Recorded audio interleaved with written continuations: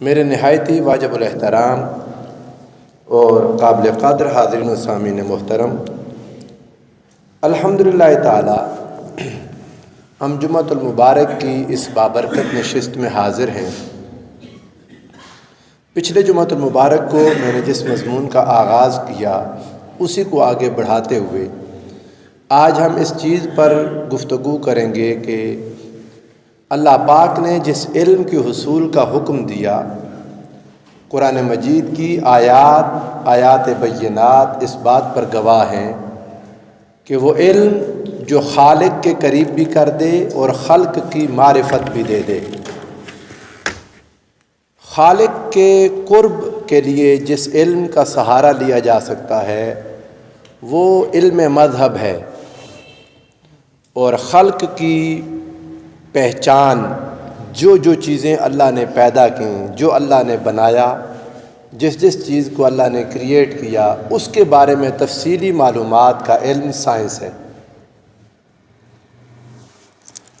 اور اللہ پاک نے جن آیات بینات کو میں نے پچھلے جمعۃ المبارک کو آپ کے سامنے پیش کیا اور آپ سے عرض کی کہ ان کی تلاوت کر لیں، مطالعہ کر لیں، ان آیات میں آپ کو یہ بات واضح ملتی ہے کہ اللہ مذہبی علوم اور سائنسی علوم دونوں کے حصول کا مسلمانوں کو پابند کرتا ہے۔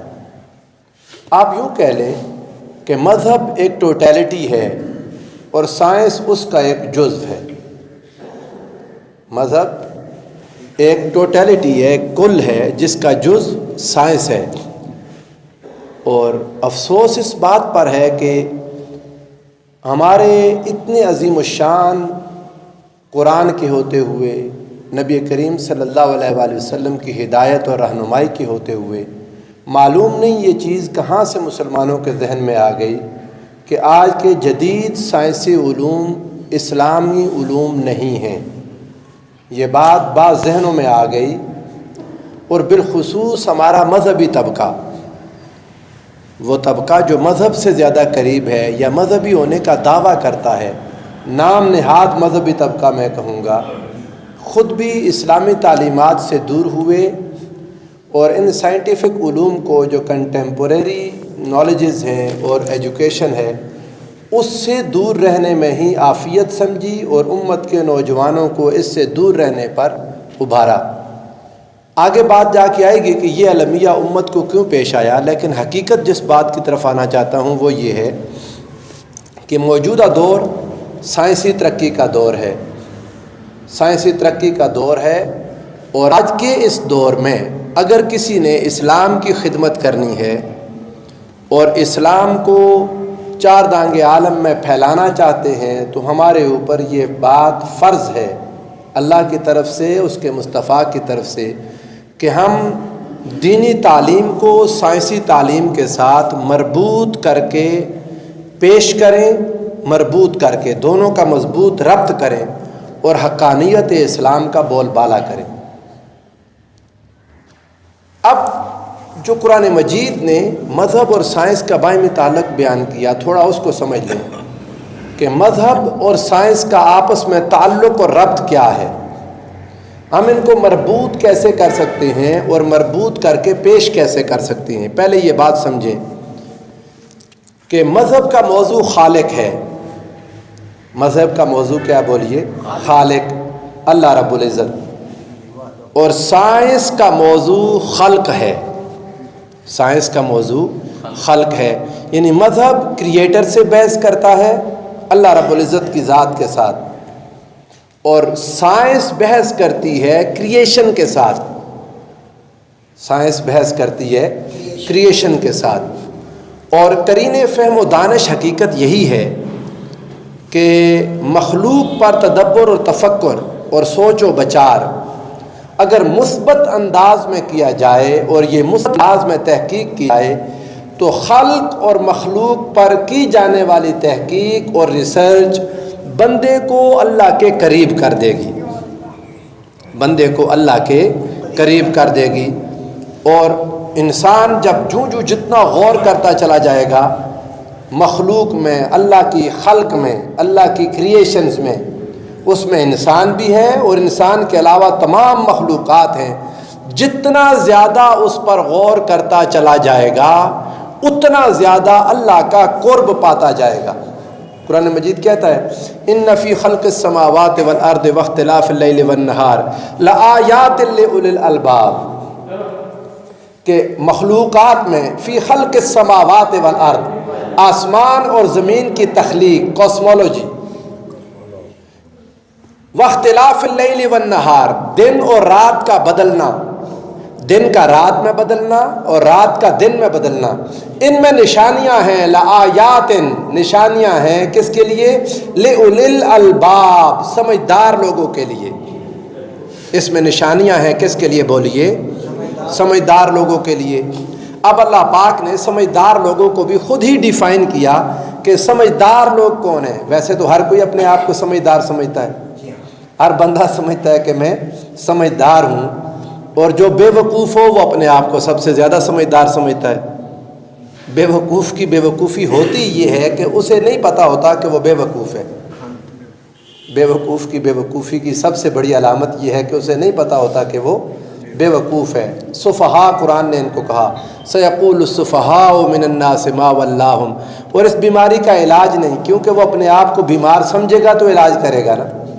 کسی سے پھر وقوف لے گا، سمجھ لے گا، بھلائی لے گا. جب تک اسے سمجھ نہیں آئے گی کہ اس کے اندر یہ کمی ہے، کمزوری ہے، ڈیفیشنسی ہے، وہ اس کا علاج نہیں کر سکے گا. تو ہمیں قرآن سے پتہ چلتا ہے کہ سمجھدار کون ہے. الباب، لأولی الالباب، اولو الالباب کون ہے؟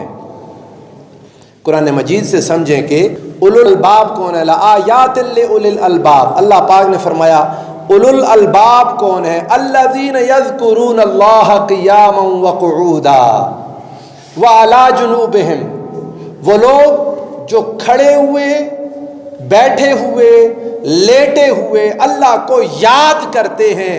سمجھدار انسان کی پہلی نشانی یہ ہے. اللہ کو یاد کرتے رہنے والا انسان ہی سمجھدار ہے. جس نے اپنے خالق کو ہی بلا دیا، دنیا کی ساری عقل جمع کر لے، دنیا کے سارے علوم پڑھ لے، ساری باتیں سمجھ لے، دنیا کی جائیدادیں بنا لے، بینک بیلنس بنا لے، زمین جائیداد ہر چیز بناتا پھرے، مگر دل سے اللہ محو ہو گیا، خیال میں اللہ نہ رہا، یاد میں اللہ نہ رہا، جتنا مرضی بڑا سمجھدار اسے دنیا کہتی پھرے، قرآنی اصول کے تحت وہ سمجھدار نہیں ہے. اپنے خالق کو ہی بھول گیا. بولے اپنے خالق کو، اللہ کو یاد کرنا یہ آخرت کا موضوع ہے. اللہ کو یاد کرنا، اپنی آخرت کو بھول گیا، اپنے مالک کو بھول گیا. مالک کو بھولنے کا معنی اس کے احکام کو بھول گیا، اس کی تعلیمات کو بھول گیا. جو باتیں اس نے آخرت کی بھلائی کے لیے تعلیم عطا کی، قرآن میں عطا کی، مصطفیٰ کریم صلی اللہ علیہ وآلہ وسلم کی حدیث میں عطا کی، ان کو بھول گیا. نہ قیام میں، نہ قعود میں، نہ سجود میں، نہ لیٹنے میں. وعلی جنوبہم، اگر اللہ کی یاد دل میں نہیں ہے تو سمجھ لیں اولو الالباب میں نہیں آتا، سمجھدار نہیں ہے. یہ کیسا سمجھدار، دنیا کے چند روزہ آرام کی خاطر تو دن رات ایک کر دیے، اور جہاں ہمیشہ رہنا ہے اس کو بھولا ہوا ہے. کوئی اسے سمجھدار کہے گا؟ بولے کوئی انسان اپنے جہاں اس کا مستقل رہائش ہو، مستقل ٹھکانہ ہو، وہاں تو کوئی کام نہ کرے اپنی رہائش کو آرام دہ بنانے کے لیے، اور سفر میں جاتے ہوئے جہاں کی 1 گھنٹے کی مسافت ہے، ٹھہرنا ہے 1 گھنٹے کا، وہاں پر کوئی محنت کرنے لگ جائے اور کہے میرا 1 دن کا ٹھکانہ آرام دہ ہو، مستقل ٹھکانے کی پرواہ نہ کرے، کوئی اسے سمجھدار کہے گا؟ یہ اولو الالباب میں نہیں آتا. اولو الالباب کی پہلی نشانی یہ ہے انہیں اپنی آخرت نہیں بھولتی. انہیں اپنی آخرت کسی حال میں نہیں بھولتی. اللہ کی یاد ان کے دلوں میں قائم اور دائم رہتی ہے. وہ اللہ کو یاد کرتے رہتے ہیں. ان کی دوستی بھی اللہ کی یاد رکھنے والوں کے ساتھ ہوتی ہے. ان کا اٹھنا بیٹھنا ان کے ساتھ ہوتا ہے جو اللہ کو یاد کرتے ہیں، جو اللہ، اور ایسی برادری، ایسا تعلق، ایسی قربت، ایسی نسبت، یہی اچھی ہے. دوستی بھی وہ اچھی جو اللہ کی یاد میں اضافہ کرے، جو اللہ کی یاد میں. حضرت ہارون علیہ السلام کی خاطر سیدنا موسیٰ علیہ السلام نے دعا کی کہ یا اللہ پاک اسے میرا وزیر بنا دے، میرے بھائی کو میرا وزیر بنا. وجعل لی وزیرا من اہلی ہارون اخی اشدد بہ ازری واشرکہ فی امری. یا اللہ اس میرے بھائی کے ذریعے اس کو میرا وزیر بنا، میری پیٹھ اس سے مضبوط کر، میرے کام میں اس کو شریک کر. کیوں؟ کئی نسبحک کثیرا ونذکرک کثیرا. میرے بھائی کو میرا ساتھی بنا دے تاکہ ہم دونوں مل کر تیری تسبیح بھی زیادہ کریں، تیرا ذکر بھی زیادہ کریں. بھائی چارہ اور دوستی بھی وہ جو اللہ کے ذکر میں اضافے کا باعث بن جائے. تعلق اور نسبت اور رشتہ داری بھی وہ جو اللہ کی یاد میں اضافے کا باعث بن جائے. اور اللہ کو یاد کرنے والوں میں جب بیٹھے گا تو یاد الہی میں اضافہ ہوگا. اور وہ لوگ جو اللہ سے غافل ہیں اگر ان کے ساتھ بیٹھے گا، تعلق رکھے گا، نسبت رکھے گا تو یاد الہی سے غفلت نتیجتاً ضرور مل جائے گی. تو سمجھدار لوگ کون ہوئے؟ بولے جو اللہ کو یاد رکھتے ہیں ہر حال میں. جو اللہ کو بولیں ہر حال میں. انسان کے یہی تینوں حال ہو سکتے ہیں نا. ایک قیام ہے یا بیٹھا ہوا، کھڑا ہوا، بیٹھا ہوا، لیٹا ہوا. یہ تین حالتوں میں ہی ہو سکتا ہے بندہ، اس کے علاوہ تو کوئی حالت نہیں ہوگی. اللہ نے فرمایا قیاما وقعودا وعلی جنوبہم. اللہ پاک نے فرمایا وہ ہر حال میں اللہ کو یاد کرتا ہو. سمجھدار وہ ہے جو ہر حال میں بولیں اللہ کو یاد کرتا ہو. اور دوسری بات، صرف اللہ کو یاد کرنے پر بات روک نہیں دی کہ اللہ کو یاد کرتا ہے تو سمجھدار ہے. فرمایا اگلی بات فرمائی وَيَتَفَكَّرُونَ فِي خَلْقِ السَّمَاوَاتِ وَالْأَرْضِ. زمین و آسمان کی تخلیق میں غور بھی کرتا ہے، علوم پر محنت کرتا ہے. علوم پر بولیے محنت کرتا ہے. یہ دو چیزیں ملیں گی تو سمجھدار انسان ملے گا. اگر فقط دن رات حق ہو کی صدا دینے والا مگر علوم سے بے بہرا ہو، جاہل ہو، وہ شیطان کے شکنجے میں جلدی آ جائے گا. علم سے دور انسان بے شک صبح و شام اللہ کا ذکر کرتا رہے، شیطان اسے ورغلا لے گا. اللہ کا ذکر کرنے والا وہ جو دنیا کے تمام علوم کے بارے میں غور و فکر کرنے والا بھی ہو، اللہ کے بارے میں اللہ کا ذکر کرتا ہو اور اللہ کی مخلوق میں تفکر کرتا ہو، علم بھی ہو اس کے پاس. وَيَتَفَكَّرُونَ فِي خَلْقِ السَّمَاوَاتِ وَالْأَرْضِ. اگر یہ کام کسی نے کر لیا، مخلوق میں تفکر کیا، تو کیا ہوگا؟ وقت آئے گا جتنا اللہ کی مخلوق میں تدبر کرتا چلا جائے گا، جتنا اللہ کی خلق میں غور کرتا چلا جائے گا، اس کائنات کے بننے میں غور کرے گا، دن اور رات کے بدلنے میں غور کرے گا، درختوں میں غور کرے گا، باٹنی، زوالوجی، ایمبریولوجی، ان تمام علوم پر جتنا غور کرتا چلا جائے گا، طبیعاتی اور ما بعد طبیعاتی تمام علوم پر غور کرنا اسے اللہ کے قریب کر دیں گے. اور وقت آئے گا کہے گا ربنا ما خلقت ھذا باطلا. اے پروردگار عالم، یہ ساری کائنات جو تو نے بنائی یہ فضول نہیں بنائی. میرے مولا ان میں ہر شے تیرا پتہ دیتی ہے، میرے مالک ان میں سے ہر شے تیری خبر دیتی ہے. میرے مولا تیری مخلوق کی ہر شے تیرا راستہ دیتی ہے. میرے مولا تیری خلق کی ہر شے تیرا پتہ دیتی ہے. جس کو دیکھیں، جس پر غور کریں. وہ کیا کہا تھا غالب نے کہ جگ میں آئے ادھر ادھر دیکھا، تو ہی نظر آیا جدھر دیکھا، تو ہی نظر آیا جدھر دیکھا. پھر ہر طرف رب ذوالجلال کی ذات نظر آتی ہے علم میں، معرفت اور محنت کے ساتھ. تو اب جو خالق موضوع ہے مذہب کا اور خلق موضوع ہے کس کا؟ بولیے سائنس کا. دونوں اکٹھے ہوں گے تو سمجھدار انسان وجود میں آئیں گے. جب دونوں اکٹھے ہوں گے تو انسان سمجھدار وجود میں آئیں گے، سمجھدار انسان ملیں گے جنہیں اللہ پاک نے اولو الالباب کہہ دیا. وہ لوگ ملیں گے جنہیں خود رب ذوالجلال نے اولو الالباب کہا. اب ایسے ایسے لوگ بھی ہیں آپ مسلمانوں میں ملیں گے، وہ اللہ کے ذکر کی طرف بلائیں گے مگر کنٹمپریری ایجوکیشن کو اسلام کے خلاف سمجھتے ہوں گے. علامہ اقبال نے اس کا بہت رونا رویا. علامہ اقبال وہ شخص تھے جن کو مسلمانوں کی بیماری سمجھ آ گئی تھی، جنہیں مسلمانوں کی بیماری سمجھ آ گئی تھی. آپ نے جب اپنے زمانے میں دیکھا نا، زوال کا عظیم زمانہ تھا. آپ کو پتہ ہے ملک پاکستان سے بننے سے پہلے حالات بہت عجیب و غریب تھے ہندوستان میں مسلمانوں کے. مسلمان علم سے دور، تعلیم سے اور سائنٹیفک علوم سے تو بے بہا دور. تو علماء اور علماء اس کی تعلیم دے رہے تھے. علماء کہتے تھے بس آخرت کی فکر کرو، قرآن دنیا چھوڑو، دنیا داری کو چھوڑو، سیاست کو چھوڑو، سیاست میں کیا پڑھا، دنیا میں کیا پڑھا، بس اللہ کی صدائیں لگائے جاؤ، آخرت کی فکر کرو۔ بس جی ہم تو غیر سیاسی لوگ ہیں، غیر فکری، بس لگے رہو، خانقاہوں میں داخل بیٹھے رہو اور ان ساری چیزوں سے دنیا والوں کے حوالے کر دو، بس آخرت کی فکر کرو۔ اور اس بات کو قرآن سے ثابت کرنے لگے۔ اقبال نے بڑا دکھ کیا، علامہ اقبال رحمۃ اللہ تعالیٰ علیہ، آپ فرماتے ہیں اسی قرآن میں ہے اب ترک جہاں کی تعلیم۔ قرآن کہتا ہے ترک جہاں، دنیا چھوڑو، اسی قرآن میں ہے اب ترک جہاں کی تعلیم، جس نے مومن کو بنایا ماہ و پرویں کا امیر۔ ارے وہ قرآن جس نے مومن کو سورج چاند ستاروں کا مالک بنایا تھا، جس قرآن نے انسان کو اس دنیا کی امامت سکھائی تھی، جس قرآن نے انسان کو اس دنیا میں جہاں گیری اور جہاں بانی سکھائی تھی، آج کا ذہن اسی قرآن سے ترک جہاں نکال رہا ہے۔ آج کے ذہن کو اسی قرآن سے ترک جہاں کی تعلیم مل رہی ہے۔ کیا عجیب بات ہے۔ فرماتے ہیں تن بتقدیر ہے ان کے عمل کا انداز، کہ بس جی جو اللہ کو منظور ہوا ہو جائے گا۔ بس پاکستان کے حالات کیوں خراب ہیں؟ بس اللہ کو منظور ہے۔ ہمارے حکمران کیوں ایسے ہیں؟ اللہ کو منظور ہے۔ یہ ایسا کیوں ہے؟ بس اللہ کو ایسے منظور ہے۔ مسلمانوں نے اسی قرآن سے تقدیر کا اتنا غلط معنی نکالا، اتنی غلط سوچ نکالی، ہاتھ پہ ہاتھ دھر کے منتظر فردا ہو گئے۔ کوئی آئے ان کو خواب گراں سے جگائے، کوئی آ کے ان کو سور اسرافیل پھونکے۔ جاگتا تو وہ ہے جو سویا ہوا ہو، جب مردہ ہو جائے تو پھر سور پھونکنا پڑے گا۔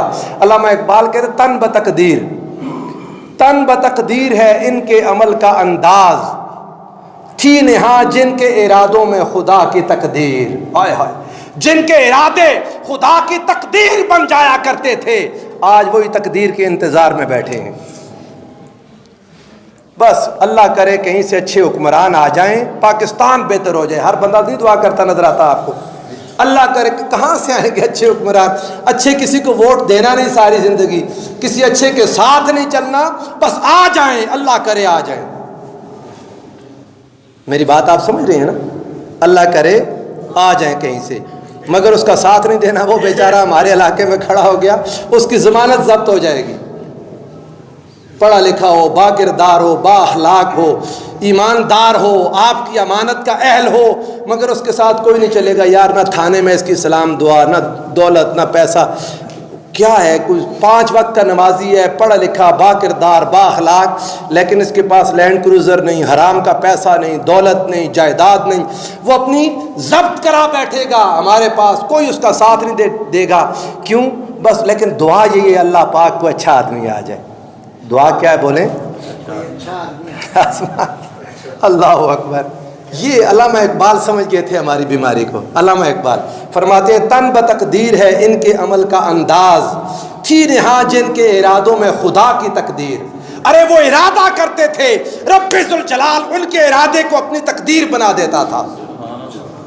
اور فرمایا تھا جو ناخوب بتدریج وہی خوب ہوا، تھا جو ناخوب بتدریج وہی خوب ہوا، کہ غلامی میں بدل جاتا ہے قوموں کا ضمیر۔ یہ سوچے غلامی دیتی ہے۔ غلامی، میں نے کہا تھا نا، دل توڑ گئی ان کا 2 صدیوں کی غلامی، دل توڑ گئی ان کا 2 صدیوں کی غلامی۔ دارو کوئی سوچ ان کی پریشان نظری کا، جس نے دارو سوچنا تھا، جس نے علاج دینا تھا، جس نے بات سمجھانی تھی، اسے خود نہیں پتا تھا بیماری ہے کیا، اسے خود بیماری کی سمجھ نہ آئی۔ اور مسلمان بس وہ تن بتقدیر ہو گیا، چھو منتر، بات سمجھا کہ بس پھونک ماری تو یوں ہو جائے، دعا کریں تو یوں ہو جائے، عمل نہیں کرنا، محنت نہیں کرنی، کوشش نہیں کرنی۔ بچے جو سارا سال جو بچہ نہیں پڑھتا، پیپر والے دن، بلکہ پیپر بھی گزر جاتے ہیں، جس دن رزلٹ آنا ہوتا ہے مجھے کہتے ہیں قاری صاحب آج دعا کریں اللہ پاک رزلٹ اچھا کر دے۔ اب آپ بتائیں، جس بچے نے پیپر میں کچھ نہیں لکھا، ساری مسجد پورا رات الٹے لٹک جائیں، آپ پوری رات الٹے لٹک جائیں، دعائیں کرتے رہیں، جس نے پیپر میں لکھا ہی کچھ نہیں وہ پاس ہو جائے گا؟ اللہ اکبر۔ تن بتقدیر یہ انداز ہے ہمارا مسلمانوں کا آج جو ہو گیا۔ ہائے ہائے، اسی قرآن میں ہے اب تر کے جہاں کی تعلیم، جس نے مومن کو بنایا ماہ و پرویں کا امیر۔ لوگوں مسلمان اس دنیا کی قیادت کے لیے آیا تھا، بندہ مومن دنیا کی قیادت اس نے کرنی ہے، دنیا کی سیادت کرنی ہے، دنیا کی امامت کرنی ہے، پوری دنیا کو آگے چل کے اپنے پیچھے چلانا ہے۔ اور آپ دیکھیں فقہ کی جتنی کتابوں میں امامت کے مسئلے ہیں نا، امامت، سیادت، قیادت، وہ سارے اٹھا کے مسجد کے امام پر لگا دیے۔ وہ 2 رکعت کے امام میرے اوپر لگ گئے، اس کی داڑھی چھوٹی نہ ہو، اس کی شلوار اوپر ہو، اس کا رومال ایسے ہو، اس کا فلاں ایسے ہو، فلاں۔ یہ ہے غلامی کے انداز، یہ وہ غلامی جس نے سوچیں بدل ڈالی۔ اللہ پاک مسلمانوں کو اس سوچ سے نجات عطا کر دے، اس سوچ سے، فرسودہ سوچ سے نجات عطا کر دے۔ ہم ان علوم کی طرف آج ہمارا نوجوان کیسے متوجہ ہوگا جب جو بتانے والا، جو دارو سوچنے والا ہے پریشان نظری کا، وہ اس کے پاس خود دارو کوئی نہیں، خود اس کے پاس دارو کوئی نہیں۔ تو جب انسان اللہ کی خلق میں غور کرے گا، پھر کہے گا ربنا ما خلقت ھذا باطلا، میرے مولا یہ غور و فکر تجھ تک پہنچانے والی شے ہے۔ رب ذوالجلال، تو نے کائنات میں جو بھی بنایا ہر شے تیرے ہونے کا پتہ دیتی ہے۔ بے شک۔ اب یہ المیہ جو آج کے دور حاضر کا میں نے آپ کو بتایا، جس میں حال یہ ہوا کہ مذہبی لوگ، مذہب پر کام کرنے والے، دینی علوم پڑھنے والے، مدارس میں درس نظامی پڑھنے والے، وہ سائنس بیزار لوگ پیدا کر رہے ہیں۔ ہمارا جو مذہبی نظام تعلیم ہے، کیا بولیں، مذہبی نظام تعلیم کو قرآن و سنت نے نہیں دیا، وہ سلیبس بھی کوئی لوگوں نے مل کے بنایا نا، درس نظامی جو میں نے بھی پڑھا، قاری صاحب بھی پڑھتے ہیں، سلطانی صاحب نے بھی پڑھا۔ مدارس کے امامت اور مسجدوں کی امامت کے لیے جو لوگ تیار ہوتے ہیں، وہ زیادہ تر لوگ یہی پڑھتے ہیں، بلکہ اس سے بھی زیادہ تر بتاؤں، کم ہی لوگ ملیں گے مساجد میں بھی جنہوں نے درس نظامی پڑھا ہوگا۔ مساجد میں بھی صرف قرآن کی تلاوت اچھے انداز میں جس نے کر لی، داڑھی بڑی کر لی، ایک ٹوپی، ایک رومال، ایک اس کے اوپر پھر ایک اور چادر کر لی، بس وہ مسجد کے لیے ٹھیک ہو گیا۔ 3-4 چادریں اس نے اکٹھی کر لی تو مسجد کے لیے مناسب ہو گیا۔ آپ جائیں ایک ایک شہر میں، دیہات میں، کریا مسجدوں میں جا کے دیکھیں، آپ کو تعلیم یافتہ امام ہی نہیں ملیں گے۔ انا للہ و انا الیہ راجعون۔ وہ دین، اس دین کے ریپریزنٹیٹیوز ان پڑھ ہو گئے جس دین کی پہلی وحی اقرا سے شروع ہوتی تھی۔ اس نبی کی امت میں مصطفیٰ کے دین کو ریپریزنٹ کرنے والے وہ لوگ آ گئے جو دین سے دور ہیں اور خاص طور پر سائنسی تعلیم سے بیزار بھی ہیں۔ اس سے جاہل تو ہونا اور بات ہے۔ مثلا مجھے سائنٹیفک نالج نہیں ہے، میں لٹریچر کا اسٹوڈنٹ ہوں، آپ سب کو پتہ ہے، میں نے ماسٹرز کیا انگلش لٹریچر میں، عربک لٹریچر میں، درس نظامی پڑھا، سائنس نہیں پڑھ سکا میٹرک کے بعد، لیکن سائنٹیفک علوم کا قدردان تو ہوں، بیزار نہیں ہوں۔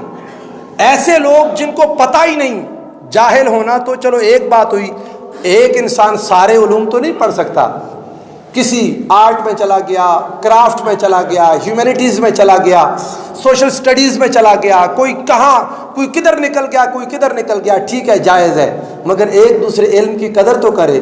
ہمارے ہاں جو ہمارے درس نظامی سے لوگ نکلے، استغفر اللہ العظیم، پتہ نہیں کیا وجہ بنی، آگے جا کے اس کو کچھ ذکر کروں گا جو بیماری میں سمجھ سکا ہوں، لیکن وہ لوگ سائنٹیفک علوم سے جاہل بھی ہیں اور ان سے بیزار بھی ہیں، سائنٹیفک علوم سے جاہل بھی اور ان سے بولیں بیزار بھی۔ ناشنا ہونا خرابی نہیں تھی، بیزاری خرابی ہے۔ اس علم کو جو اللہ نے اتارا تھا، اپنی خلق کا علم، اس سے بیزار ہوئے، اسے اسلام کے خلاف سمجھا، اور آج کے دور میں نے یہ بات آپ کو بتاؤں، کوئی آج سے کوئی 12, 14, 15 سال پرانی بات ہوگی، میں صحیح سن نہیں بتا سکتا، لیکن میں اس مسجد میں امامت خطابت میرے پاس تھی، اس وقت بھی مسجد قوت الاسلام کی۔ اس دور میں ایک جگہ کوئی جلسہ ہوا یہاں ہمارے قریب، تو مجھے بھی کچھ لوگوں نے بلا لیا، پہلے بلا لیتے تھے پھر بلانا چھوڑ دیا، وہ کچھ نے بلایا۔ جب میں گیا تو وہاں جو عالم صاحب تقریر کر رہے تھے وہ یہ ثابت کرنے کی کوشش کر رہے تھے کہ جھوٹ بولا سائنسدانوں نے جو کہتے ہیں ہم چاند پر چلے گئے، چاند پر جانا ممکن ہی نہیں۔ سائنس نے جو ایجاد کی، ہمارا مولوی ڈنڈا لے کے اس کے سامنے کھڑا ہو گیا، سپیکر کے خلاف بولنے لگے، پھر سپیکر بند ہوا تو اب سپیکر چلوانے کے لیے کوشش کر رہے ہیں۔ اندازہ جو چیز نہیں آئی، کیمرہ آ گیا تو اس کے مخالف ہو گئے، کبھی کوئی اور چیز آ گئی تو اس کے مخالف، کچھ عرصے میں جوں جوں وہ آگے بڑھا پھر وہ مولانا خود ہی خاموش ہو گئے، زبان بند کر لی۔ مگر جو سائنس کی نئی ایجاد اس کے سامنے کھڑے ہو گئے، اس سے جدید ذہن نے یہ سمجھا معاذ اللہ استغفر اللہ اسلام سائنس کے خلاف ہے۔ انہیں نہیں پتہ چل سکا کہ یہ ہمارے مولانا صاحب خلاف ہیں، اسلام خلاف نہیں ہے۔ سائنس کے خلاف اسلام کیسے ہو سکتا ہے جب یہ ساری سائنس خود رب ذوالجلال کا مطالبہ ہے؟ یہ سائنس رب ذوالجلال کا بولیے مطالبہ ہے۔ اللہ پاک اس سائنس کو مانگتا ہے مسلمانوں سے، اور قرآن کے اسی مطالبے سے متاثر ہو کر مڈل ایجز میں، قرون وسطیٰ میں چلے جائیں، آپ کو مسلمان سائنسدان زمین اور آسمان کی تخلیقات پر غور کرتے ملیں گے۔ مسلمانوں نے سارے آج کے جتنے سائنسی علوم ہیں، ساری برانچز سائنس کی جتنی آگے ہیں، ان کا پودا آپ کو نظر آئے گا مڈل ایجز میں مسلمانوں نے لگایا، اور وہ درخت جس کا پھل آج اغیار کھا رہے ہیں، اس کا پودا ہمارے آباء و اجداد نے لگایا تھا۔ یہ پودا کس نے لگایا تھا بولیے؟ ہمارے آباء و اجداد نے لگایا تھا۔ علامہ اقبال کو یہی دکھ ہوا، نوجوان مسلم کو پتہ ہی نہیں یہ سائنس، جب یہ سارا ویسٹ، جب یہ سارا مغرب اندھیرے کی اتھاہ گہرائیوں میں ڈوبا ہوا تھا، نہ انسانیت کا پتہ تھا، نہ علم کا پتہ تھا، نہ سائنس کا پتہ تھا، نہ ٹیکنالوجی کا۔ مسلمان سائنسدان بغداد میں، بالا بکہ میں، بصرہ میں، مکہ میں، رے میں مسلمانوں کی یونیورسٹیز آج کے جدید علوم دیتی تھیں، اور اسلام جہاں مذہب خدا کی بات کرتا تھا وہیں اس کائنات کی بات قرآن سے لوگ ثابت کرتے تھے۔ یہ ساری سائنسی ترقی مسلمانوں کی اس محنت کی مرہون منت ہے جو مسلمانوں نے کی تھی۔ اور میں نے پچھلے جمعۃ المبارک کو عرض کیا، 1402 میں جب غرناطہ فتح ہو گیا، ساری اسلامی کتابیں اٹھا کر مسلمانوں کی تحقیقات سے، مسلمانوں کی ریسرچز اور انوینشن سے مسلمانوں کے نام مٹا کر لوگوں نے اپنے نام لکھ دیے، اور نوجوان یہی سمجھتا رہا کہ شاید یہ ساری سائنس مغرب کی ایجاد ہے۔ یہ سائنس تو خود مصطفیٰ کریم کی تعلیم کی ایجاد ہے۔ یہ سائنس میرے مصطفیٰ کے قدموں سے پھوٹتی تھی۔ میرے مصطفیٰ کی بارگاہ میں بیٹھ کر صحابہ آقا تو جہاں سے کائنات کی تخلیق کا علم سیکھتے تھے، اور مصطفیٰ ان امیین کو سائنس کی تعلیم دیتے تھے۔ علامہ اقبال کو دکھ ہوا، وہ انہوں نے جب دیکھا، لمبی ایک نظم ہے ان کی، خطاب با نوجوانان اسلام، اس میں آپ نے جب دیکھا، جب دنیا جہان ویسٹ سارے میں اقبال پھرے، اقبال نے جب جا کر دنیا کی لائبریریز کے ایشین سیکشنز کو دیکھا، ایشین سیکشنز کو، وہ مسلمانوں کی کتب سے بھری ہوئی تھیں۔ آج بھی ویسٹ میں چلے جائیں، ان کے ایشین سیکشنز اٹھا کر دیکھیں، مسلمانوں کے علوم عربی میں، اردو، فارسی میں مسلمانوں نے جو علم کیا، علم پر کام کیا، آج بھی ان کی لائبریریز بھری ہوئی تھیں۔ علامہ اقبال نے جب دیکھا اور پھر ادھر آ کے مسلمان کی حالت کو دیکھا تو اقبال دکھ گئے۔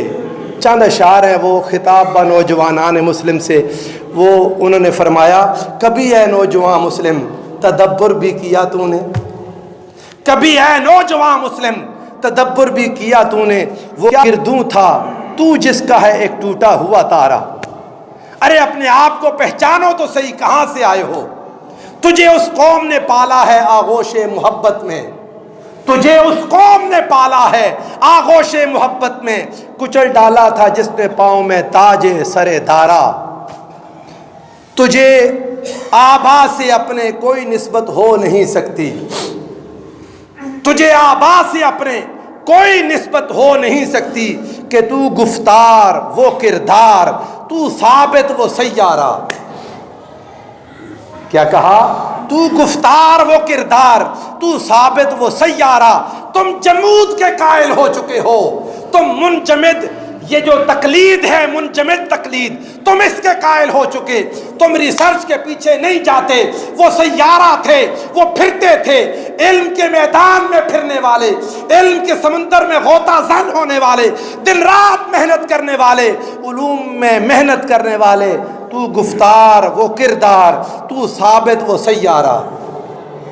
آگے فرمایا، گنوا دی ہم نے جو اسلاف سے میراث پائی تھی، گنوا دی ہم نے جو اسلاف سے میراث پائی تھی، سریا سے زمین پر آسمان نے ہم کو دے مارا۔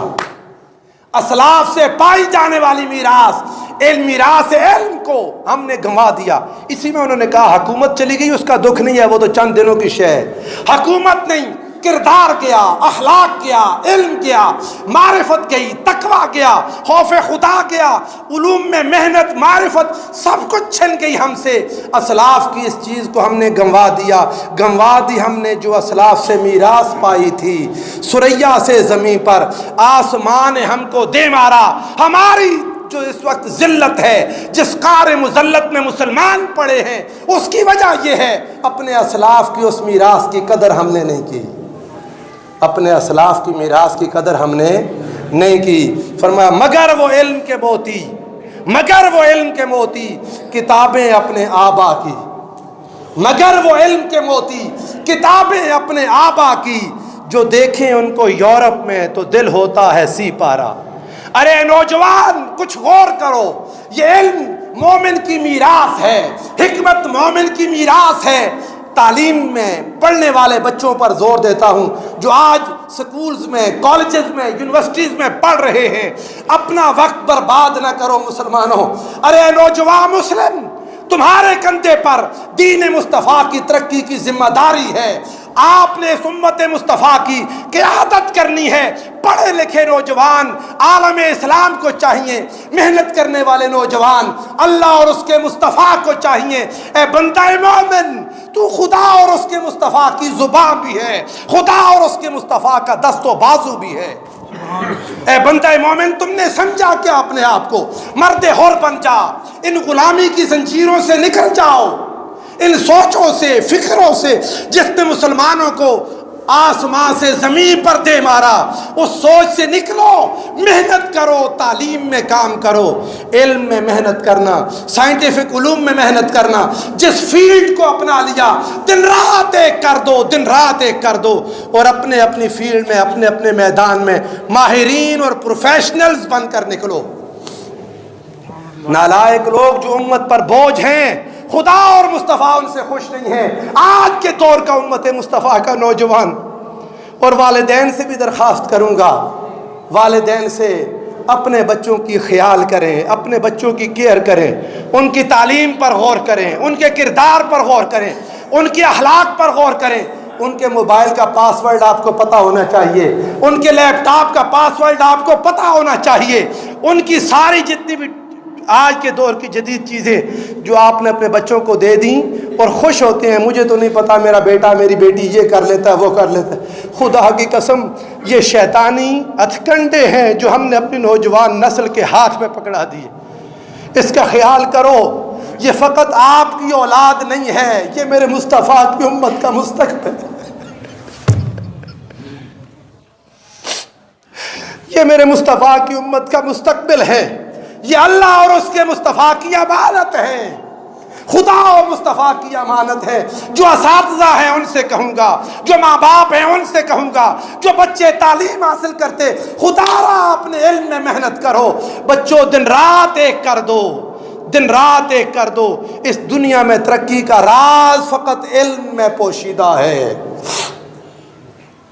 ہائے اس پر غور کریں اور اس پر محنت کریں، جتنی محنت ہو سکتی ہے محنت کریں، دن رات محنت کریں اور آگے بڑھیں، اور ساتھ اللہ کا ذکر کسی حال میں نہ بھولیں، ساتھ اللہ کا ذکر۔ رات کے پچھلے پہر میں جب اپنے ایگزامز کی تیاری کریں، سونے سے پہلے وضو کر کے 2 رکعت اپنے مالک کے سامنے سجدہ دے لیں،